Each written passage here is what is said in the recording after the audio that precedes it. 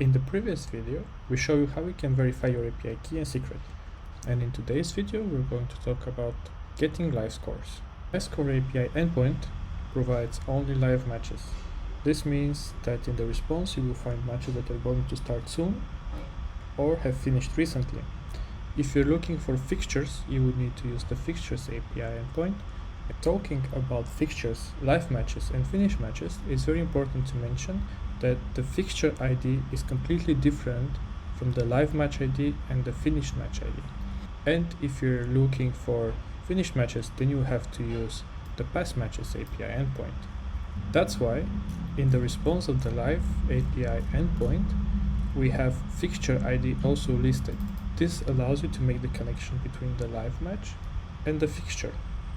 Once the live match goes into the database with finished matches, the match ID persists and it will not be changed.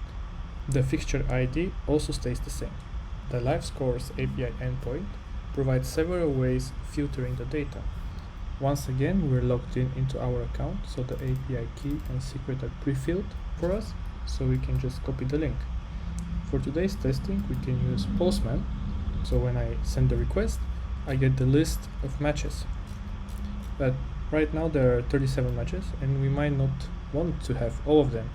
This is where our filtering capabilities come in handy.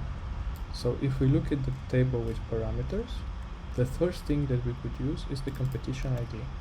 Using the competition ID, we can specify the ID of the competition which matches we would like to get. In that case, for example, here we have 239, and let's say we also have competition ID 204.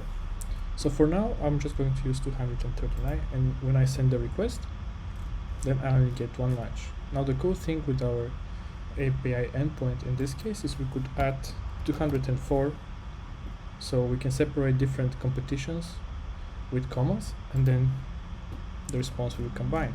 So now we also have the other match as well. Another way of filtering the live scores is using the country ID. So if you know the ID of the country whose matches you want to get, then you can provide the country parameter here. For example, I know for sure that 204, and based also on the names, is a match from Norway. So if we go to our coverage, then we can find all competitions. We can look for Norway.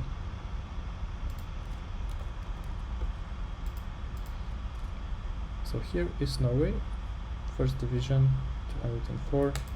If we go to first division, then we can see that the ID of Norway is 6. So in that case, we add 6 here, we send the request, and now we have 1, 2, 3 matches from Norway. Another way in which you can filter matches is using the ID of a team. If we check the first match here, we have team ID 2172. So if we place it here and we set it as team ID as our table specifies, then when we send the request, we'll get only this one match.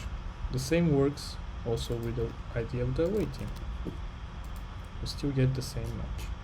Finally, I would like to demonstrate to you the translating capabilities of the LiveScore API endpoint.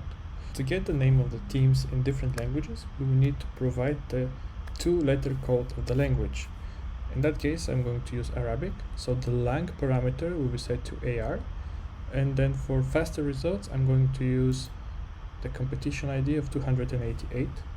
So once I send the request, in the response I can see that the home name is translated into Arabic, as well as the away name is translated into Arabic, and this applies for the other teams as well.